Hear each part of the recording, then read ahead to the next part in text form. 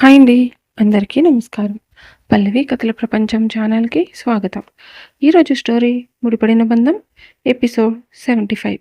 ఈ స్టోరీ కనుక మీకు నచ్చినట్లయితే ప్లీజ్ లైక్ చేయండి, షేర్ చేయండి, తప్పకుండా సబ్స్క్రైబ్ చేసుకోండి. మీ విలువైన అభిప్రాయాలను కామెంట్ రూపంలో తెలియజేయండి. ఎవరైనా మన ఛానల్‌ని ఫస్ట్ టైం చూస్తుంటే కనుక ప్లీజ్ అండి సబ్స్క్రైబ్ చేసుకొని చూడండి. ఇక ఆలస్యం చేయకుండా స్టోరీలోనికి వెళ్ళిపోదాం.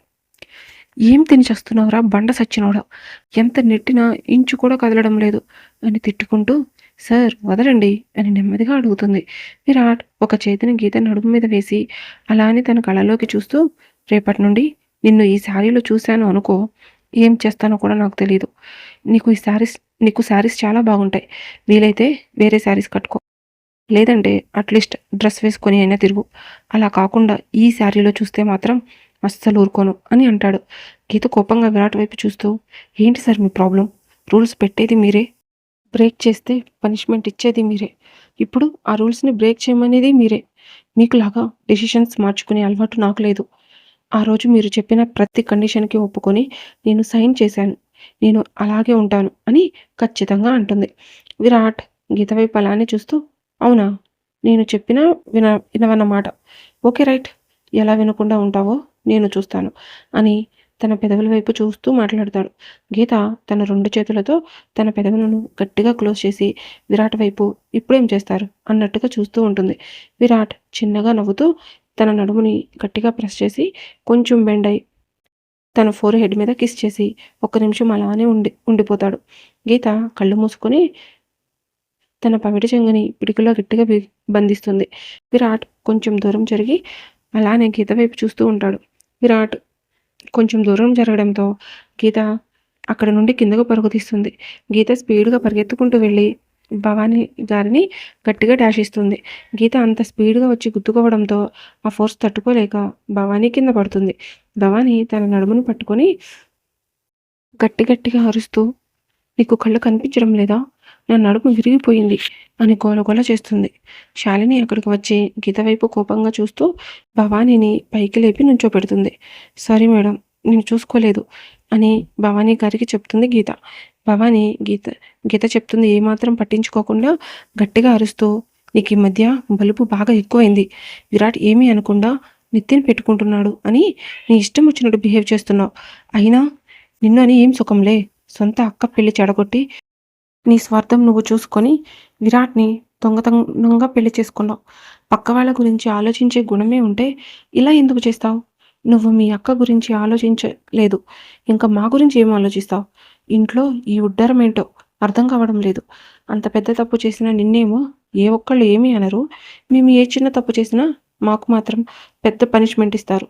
ఏంటో ఈ ఉడ్డూరం అని నిష్ఠూరంగా మాట్లాడుతుంది. రాఘవ గారు, భవానీ అని గట్టిగా పిలుస్తారు. భవానీ రాఘవ గారి వైపు చూస్తూ ఏంటన్నయ్య నా మీద అరుస్తున్నావు, నేను మాట్లాడిన దాంట్లో తప్పేముంది అని అడిగేసరికి రాఘవ గారు కోపంగా చూస్తూ ఏంటి ఈ ఇంటి ఆడపిల్లవన్నా ఒకే ఒక కారణంతో నువ్వు ఏం చేసినా ఇప్పటివరకు మౌనంగా ఊరుకున్నాను. మౌనంగా ఉంటున్నాము కదా అని నోటుకొచ్చిందల్లా మాట్లాడితే అస్సలు సహించను. గీత ఈ ఇంటి పెద్ద కోడలు, ఆ విషయంలో ఎలాంటి మార్పు లేదు. అది గుర్తుపెట్టుకుని మాట్లాడు. తను పెళ్లి చేసుకుంది విరాట్ని. విరాట్కి ఎలాంటి ప్రాబ్లం లేదు. నువ్వెందుకు ప్రతిసారి ఆ టాపిక్ తీసుకొచ్చి గీతని బాధ పెడుతున్నావు? తనే తనేదో చూసుకోకుండా నీకు తగిలింది అంత మాత్రం దానికి నువ్వు ఇంత రాద్ధాంతం చేయడం అవసరమా? కొంచెం నోరు అదుపులో పెట్టుకొని మాట్లాడు అని కోపంగా అంటారు. భవానీ కోపంగా గీత వైపు చూస్తూ అక్కడ నుండి తన రూమ్కి వెళ్తుంది. గీతకి భవానీ అన్న మాటలు పదే పదే వినిపిస్తూ ఉంటాయి. మధు వచ్చి భవానీ అత్త సంగతి నీకు తెలుసు కదా, ఇప్పుడు నువ్వు అదంతా పట్టించుకొని నీ మూడ్ని స్పాయిల్ చేసుకుంటే ఈరోజు డిన్నర్ ప్రోగ్రామ్ అంతా స్పాయిల్ అయిపోతుంది. నా కోసం తన అన్న మాటలు అక్కడే వదిలేసిరా, వెళ్ళి ఎంజాయ్ చేద్దాం అని గీతను తీసుకొని బయటకు వెళ్తుంది.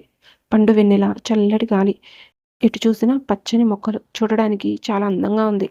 ఆదిత్య, అభి అందరినీ ఎంటర్టైన్ చేయడానికి ఒక గేమ్ని డిసైడ్ అయ్యి చిట్టీలు రాసి ఒక బాక్స్లో వేస్తారు. మధు, గీత వెళ్ళి పద్మావతి గారి పక్కన కూర్చుంటారు. విరాట్ కూడా ఫ్రెష్ అయ్యి కిందకి వచ్చి గీతకి ఎదురుగా కూర్చుంటాడు. అందరూ వచ్చి కూర్చోవడంతో పద్మావతి గారు భవానీ, శాలిని రాలేదేంటి మధు అని అడుగుతారు. రాఘవ గారు కొంచెం గంభీరంగా వాళ్ళకి అందరితో కలిసి చక్కగా ఎంజాయ్ చేయడం ఇష్టం ఉందో లేదో కదా అమ్మా! రాని వాళ్ళ గురించి ఎందుకు? వచ్చిన వాళ్ళ గురించి హ్యాపీగా ఎంజాయ్ చేయండి అని అంటారు. ఏదో జరిగింది అని అర్థమైంది విరాట్‌కి. మంగ వైపు చూస్తూ వెళ్ళి వాళ్ళని కూడా పిలుచుకురా మంగ అని అంటాడు. మంగ లోపలికి వెళ్ళి భవానీ డోర్ నాక్ చేయడంతో శాలిని డోర్ ఓపెన్ చేసి చిరాకుగా చూస్తూ ఏంటి అని అడుగుతుంది. మంగ మీ ఇద్దరిని విరాట్ సార్ రమ్మంటున్నారమ్మా అని చెప్పడంతో శాలిని ఆవేశంగా ఎందుకు? ఇంకా చేయాల్సిన అవమానాలు ఏమైనా మిగిలాయా? అని అడుగుతుంది. మంగ అవన్నీ నాకేం తెలుసమ్మా! వెళ్ళి పిలుచుకురమ్మన్నారు. నేను వచ్చాను. మీరు వస్తారో లేదో చెప్తే నేను వెళ్ళి సార్‌కి అదే చెప్తాను అని అంటుంది. భవాని ఆ విషయం కొంచెం చల్లారడంతో వస్తున్నాం నువ్వెళ్ళు అని అంటుంది. మంగ అక్కడి నుండి గార్డెన్‌లోనికి వస్తుంది. పద్మావతి గారి వైపు చూస్తూ వస్తున్నారంటమ్మా అని చెప్పి పక్కన నుంచుంటుంది. ఆదిత్య అభి ఆ బౌల్స్ తీసుకొని అందులో చిట్టీలను మిక్స్ చేస్తూ పద్మావతి గారి దగ్గరకు వెళ్ళి అందులో నుంచి ఒక చిట్టి తీయండి నాని అని అడగడంతో ఆవిడ చాలా సంతోషంగా ఆ బౌల్ని తీసుకొని అందులో నుంచి ఒక చిట్టిని తీసి ఆదిత్యకి ఇస్తుంది. ఆదిత్య ఆ చిట్టిని ఓపెన్ చేసేసరికి అందులో వసుంధర గారి నేమ్ ఉండడంతో పెద్దమ్మ ఫస్ట్ మీతోనే స్టార్ట్ అవుతుంది రండి అని ఆనందంగా పిలుస్తాడు. వసుంధర కొంచెం భయంగా వెళ్ళి అవి పక్కన నుంచి ఉంటుంది. ఏం చేయాలి అని అడుగుతారు. అభి రాఘవ గారిని పిలుస్తూ పెదనాన్న ఈ ఛాన్స్ మీకే ఇస్తున్నాం. పెద్దమ్మ ఏం చేయాలో మీరే చెప్పండి అని అనడంతో రాఘవ గారు చిన్నగా నవ్వుతూ తనకు నచ్చిన సాంగ్కి డాన్స్ చేయమనండి అని అంటారు. ఆ మాట విన్న వసుంధర గారు కళ్ళు పెద్దవి చేసి చూస్తూ నాకు డాన్స్ రాదు ఇంకా ఏదైనా చెప్పండి అని అంటుంది. అందరూ చెయ్యాలి అని గట్టిగా అరవడంతో వసుంధర గారు కంగారుగా నా వల్ల కాదు అని వెళ్ళిపోబోతుంటే విరాట్ పైకి లేచి వసుంధర గారిని ఆపి ఒక మంచి సాంగ్కి విరాట్ వసుంధర గారి చేత చిన్న చిన్న స్టెప్స్ వేయిస్తాడు. అందరూ గట్టిగా క్లాప్స్ కొట్టడంతో వసుంధర గారు విరాట్ని దగ్గరకు తీసుకొని తన ఫోర్ హెడ్ మీద కిస్ చేస్తూ థ్యాంక్ యూ కన్నా అని ఆనందంగా అంటారు. అభి అక్కడికి వచ్చి చాలు సెంటిమెంట్ మరీ ఎక్కువైపోతుంది. మనం జస్ట్ ఎంటర్టైన్ చేద్దాం అని నవ్వుతూ అంటాడు. వసుంధర గారు అభి చెవిని మెలిపెడుతూ కోపంగా చూస్తూ ఉండేసరికి సారీ పెద్దమ్మ ఇది ఊరికే అన్నాను బాగా నొప్పి పెడుతుంది అని ఏడుపు ముఖంతో అంటాడు. వసుంధర గారు అభి చెవిని వదిలి అభికి కూడా కిస్ చేసి వెళ్ళి తన ప్లేస్లో కూర్చుంటారు. ఆదిత్య ఆ బౌల్ తీసుకొని మధు దగ్గరికి వెళ్ళడంతో అందులో నుంచి ఒక చిట్టి తీసి ఓపెన్ చేసి అందరి వైపు చూస్తూ ఇందులో బాబాయ్ పేరు ఉంది అని చిన్నగా చెప్తుంది. రఘుపతి గారు స్పీడ్గా వెళ్ళి ఆదిత్యకి ఎదురుగా నుంచొని ఏం చేయాలో స్పీడ్గా చెప్పండి చేసేద్దాం అని అంటారు. శాంతి గారు నేను చెప్తాను అని అనడంతో అందరూ శాంతి గారి వైపు చూస్తారు. శాంతి గారు రఘుపతి గారి వైపు చూస్తూ ఇప్పటి వరకు మీరు నా దగ్గర దాచిన ఏదైనా విషయం ఉందా ఉంటే ఎందుకు దాచారు అని అడుగుతుంది. రఘుపతి గారు కొంచెం కంగారుగా గేమ్ అన్నప్పుడు గేమ్లానే ఆడాలి అలా కాదని ఇలా పర్సనల్ లైఫ్ తీసుకురాకూడదు అని అంటాడు. శాంతి గారు కోపంగా చూస్తూ ఇప్పుడు చెప్తారా లేదా అని అడగడంతో రఘుపతి గారు కొంచెం మెల్లగా పెళ్ళికి ముందు నేను ఎవరిని లవ్ చేయలేదు అని చెప్పాను కదా అది అబద్ధం. ఒక్కళ్ళు కాదు ఇద్దరు కాదు ఒక 5 అమ్మాయిలకి ట్రై చేశాను. ఎవరు పడకపోయేసరికి చివరికి అరేంజ్ మ్యారేజ్ దిక్కని నిన్ను పెళ్లి చేసుకున్నాను అని మెల్లగా అంటారు. శాంతి గారు కోపంగా చూస్తూ ఉండడంతో రఘుపతి గారు మెల్లగా వెళ్ళి రాఘవ గారి పక్కన కూర్చుంటాడు. పిల్ల గ్యాంగ్ మొత్తం గట్టిగా నవ్వుతూ ఉంటారు. శాంతి గారు కోపంగా చూస్తూ లోపలికి రండి చెప్తా మీ సంగతి అని సైగ చేస్తారు. ఈసారి చిట్టి గీత తీసి పద్మావతి గారు నేమ్ చదవడంతో మధు పద్మావతి గారి దగ్గరకు వెళ్ళి ఫుల్ మాస్ సాంగ్కి డాన్స్ చేయాలి అని అంటుంది. ఆ మాట విన్న పద్మావతి గారు మధు చెవి మెలిపెట్టి ఏంటి నేను డాన్స్ చేయాలా అది కూడా ఈ వయసులో అని కోపంగా అడుగుతారు. మధు గట్టిగా అరుస్తూ పద్దు ప్లీజ్ నొప్పిగా ఉంది అని అంటుంది. పద్మావతి గారు నేనేమి చేయను మీరందరూ చేయండి నేను చూస్తూ ఉంటాను అని గట్టిగా చెప్పడంతో ఇంకా చేసేదేమీ లేక భవానీ గారితో ఇంకొక చిట్టి తీపిస్తారు. అందులో శాలిని నేమ్ ఉండడంతో శాలిని వెళ్ళి నుంచొని ఏం చేయాలి అని అడుగుతుంది. అభికి ఒక చిలిపి ఆలోచన రావడంతో నీ కళ్ళకు గంతలు కట్టేస్తాం నీకు కొన్ని ఫుడ్ ఐటమ్స్ తినిపిస్తూ ఉంటాం నువ్వు వాటిని ఏమిసిని గెస్ చేయాలి అని చెప్పడంతో మధు ఒక క్లాత్ తీసుకొచ్చి శాలిని కళ్ళకు గంతలు కడుతుంది. ఆదిత్య ఒక ప్లేట్లో కొన్ని ఫుడ్ ఐటమ్స్ పెట్టుకొని వచ్చి మధుకి ఇస్తాడు. మధు ఒక్కొక్కటి శాలినికి తినిపిస్తూ ఉండడంతో శాలిని వాటి నేమ్స్ని గెస్ చేస్తూ ఉంటుంది. అవి ఒక గ్రీన్ చిల్లీ తీసుకువచ్చి శాలిని నోట్లో పెడతాడు.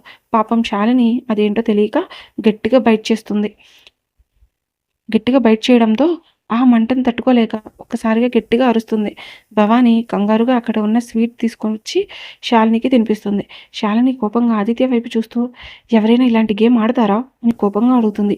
అభి ముందుకు వచ్చి ఏదో జస్ట్ ఫన్ కోసం చేశాం, నువ్వైనా ఏదో కరువులో ఉన్నట్టు అలా హాఫ్ మిర్చి తినకపోతే కొంచెం బైట్ చేస్తే సరిపోతుంది కదా అని అంటాడు. శాలిని కోపంగా చూస్తూ వెళ్ళి తన ప్లేస్లో కూర్చుంటుంది.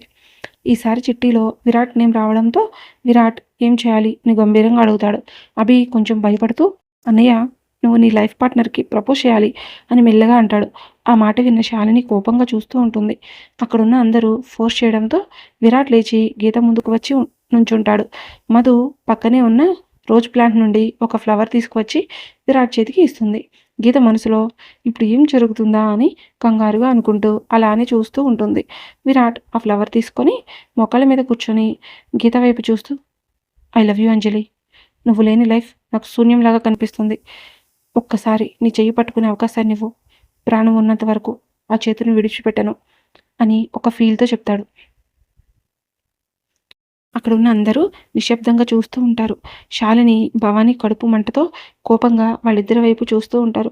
గీత అయితే విరాట్ చెప్పిన విధానానికి ఒక ట్రాన్స్లోకి వెళ్ళినట్టు అలానే విరాట్ వైపు చూస్తూ ఉంటుంది. విరాట్ మనసులో ఉన్న ప్రేమ కళ్ళల్లో క్లియర్గా కనిపిస్తూ ఉండడంతో గీత అలానే చూస్తూ విరాట్ చేతిలో ఉన్న ఫ్లవర్ని తీసుకుంటుంది. అందరూ గట్టిగా అరవడంతో గీత స్పృహలోనికి వచ్చి తన చేతిలో ఉన్న ఫ్లవర్ని చూసి ఎంత పని చేసావు గీత అని అనుకుంటూ ఉంటుంది. పద్మావతి గారు చాలా లేట్ అయింది, పదండి వెళ్ళి డిన్నర్ చేద్దాం అని అనడంతో అందరూ వెళ్ళి రౌండ్గా కూర్చుంటారు. ఈరోజు వంట మధు, ఆదిత్య, గీత, అభిరామ్ చేశారు అని తెలిసి అందరూ తృప్తిగా తింటారు. అక్కడ పాయసం బౌల్ చూసి అది ఎవరు చేశారో అర్థమై విరాట్ ఆ బౌల్ని తీసుకొని తృప్తిగా తింటాడు. అలా ఆ రోజు డిన్నర్ కంప్లీట్ చేసుకొని అందరూ ఎవరి రూమ్కి వాళ్ళు వెళ్ళిపోతారు. గీత రూమ్లోనికి వెళ్ళి విరాట్ సార్ గేమ్ ఆడారా లేక నిజంగానే ప్రపోజ్ చేశారా? ఆయన కళ్ళల్లోకి చూస్తే మాత్రం ఏదో తెలియని ఫీలింగ్. ఆ కళ్ళు నాకేదో చెప్తున్నట్టు అనిపిస్తుంది. ఏం జరుగుతుంది నా లైఫ్లో? ఏం జరగకూడదని ఇన్నాళ్ళు భయపడుతున్నాను, చివరికి అదే జరిగేలాగా ఉంది అని అనుకుంటూ ఆ భయంతో అలానే నిద్రపోతుంది. ఆ రోజు విరాట్కి చాలా ప్రశాంతంగా అనిపించడంతో వెళ్ళి హాయిగా పడుకుంటాడు. శాలిని కోపంగా అటు ఇటు తిరుగుతూ బావ వాలకం చూస్తుంటే దాన్ని ప్రేమిస్తున్నట్టు ఉన్నాడు అని కోపంగా అంటుంది. భవానీ కోపంగా ఎట్టి పరిస్థితుల్లో వాళ్ళిద్దరినీ ఒక్కటి కానివ్వను, ఆ గీత ముఖంలో ఆనందాన్ని ఎక్కువ రోజులు ఉండనివ్వను అని కోపంగా అంటుంది. అలా ఆ రాత్రి గడిచి తొలి సూర్యకిరణాలు అందరినీ లేపడానికి రానే వచ్చేశాయి. గీత పొద్దున్నే లేచి తను ఫ్రెష్ అయ్యి శారీ కట్టుకొని చక్కగా రెడీ అయ్యి కిచెన్లోనికి వెళ్ళి కాఫీ ప్రిపేర్ చేసి అది తీసుకొని విరాట్ రూమ్కి వెళ్తుంది. గీత విరాట్ రూమ్కి వెళ్ళేసరికి విరాట్ ఇంకా నిద్రపోతూ కనిపించడంతో కాఫీ కప్ను టేబుల్ మీద పెట్టి సార్ అని మెల్లిగా పిలుస్తుంది. విరాట్ కొంచెం కూడా కదలకపోవడంతో గీత విరాట్ చెవి దగ్గరకు వెళ్ళి గట్టిగా సార్ అని అరుస్తుంది. ఆ అరుపుకి విరాట్ ఒక్కసారిగా ఉలిక్కిపడి పైకి లేచి బెడ్ మీద కూర్చుంటాడు. గీత వైపు చూస్తూ ఏ మెంటల్, పొద్దున్నే పిచ్చ వినపట్టిందా, ఎందుకంత గట్టిగా అరుస్తున్నావు అని అడుగుతాడు. విరాట్ కోపాన్ని చూసి గీత కొంచెం వెనక్కు వెళ్ళి సారీ సార్, మిమ్మల్ని ఎంత లేపినా లేవడం లేదు, అందుకే ఇలా అరిచాను అని అంటుంది. విరాట్ గీత వైపు చూస్తూ నిన్న నీకు చెప్పింది అర్థం కాలేదా అని గట్టిగా అడుగుతాడు. గీత అయోమయంగా చూస్తూ ఏం చెప్పారు సార్, నాకేం అర్థం కాలేదు అని అడుగుతుంది. విరాట్ కోపంగా చూస్తూ బెడ్ దిగి గీత ఎదురుగా నుంచొని నీకు నార్మల్గా చెప్తే అర్థం కాదు కదా, ఏదైనా ప్రాక్టికల్గా చేసి చూపించాల్సిందే అని అంటూ తన చీర పట్టుకుని గట్టిగా లాగిస్తాడు. గీత ఫుల్గా ఒక రౌండ్ తిరిగి విరాట్ ముందుకు వచ్చి ఆగుతుంది. తన ఒంటి మీద చీర లేకపోవడంతో తన చేతుల్ని అడ్డు పెట్టుకొని గీత కళ్ళు వెంట నీళ్లతో అలానే విరాట్ వైపు చూస్తూ ఉంటుంది. నేను నీకు నిన్న చెప్పాను, నిన్ను ఈ శారీలో చూస్తే ఏం చేస్తానో కూడా తెలియదు అని. నేనన్నా నా మాట అన్నా నీకు లెక్కలేదు కదా అని గీతను దగ్గరకు లాక్కుని తన కళ్ళల్లోకి చూస్తూ చెప్తాడు. ఒంటి మీద శారీ లేకపోవడంతో గీత ఇబ్బందిగా ఫీల్ అవుతూ ఉండడం గమనించిన విరాట్ గీతని వదిలి డ్రెస్సింగ్ రూమ్ వైపు చూపిస్తూ ఆ రూమ్లో కొన్ని శారీస్ ఉన్నాయి, లోపలికి వెళ్ళి నీకు నచ్చిన శారీ కట్టుకొని రా అని అంటాడు. గీత కోపంగా చూస్తూ ఇలా ఎలా వెళ్ళమంటారు, నా శారీ ఇవ్వండి అని గట్టిగా అడుగుతుంది.